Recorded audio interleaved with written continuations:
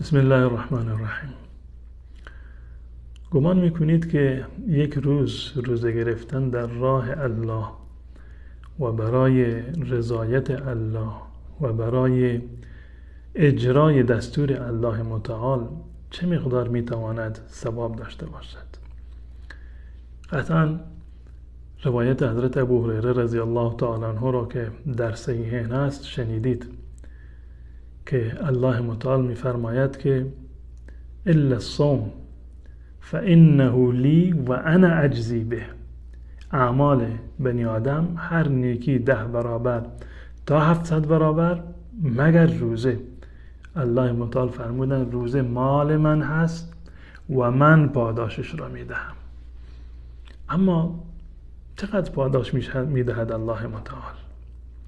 یکی از روایاتی که در صحیح بخاری و مسلم آمده، حدیث صحیح هست و گوشه از ثوابی را که الله متعال در نظر گرفته و تأثیری را که یک روزه گرفتن دارد، این حدیث برای ما به تصویر کشیده.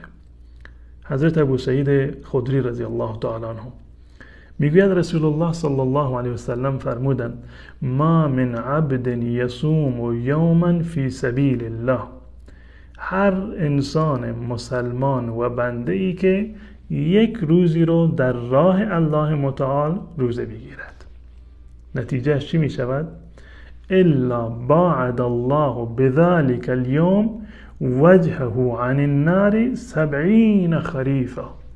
الله متعال با همین یک روزه گرفتن اون رو 70 سال از آتش جهنم دور می کند. 70 سال اون رو از آتش جهنم دور می کند. یعنی مسافتی رو که در 70 سال انسان می تواند بپیماید، با یک روزه گرفتن الله متعال انسان را از آتش جهنم نجات می دهد و دور نگه می دارد.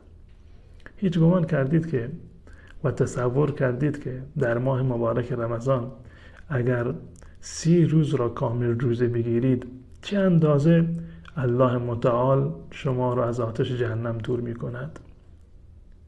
30 روز ضرب 70 بالغ بر 2000 سال شما از آتش جهنم دور می شوید.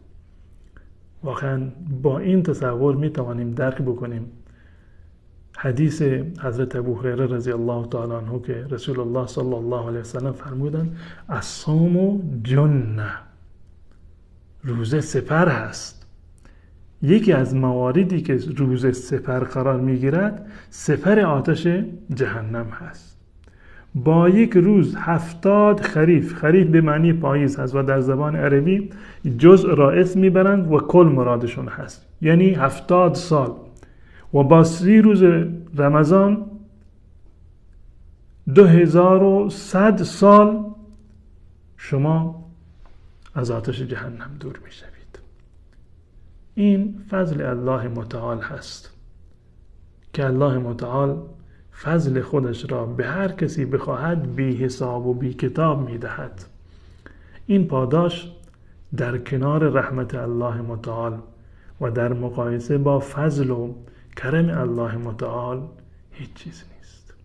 امید که الله متعال به من و شما توفیق روزه همراه با ایمان و احتساب بدهد و روزه من و شما به بارگاه الله متعال پذیرفته بشود و همه من و شما را الله متعال از آتش جهنم نجات بدهد.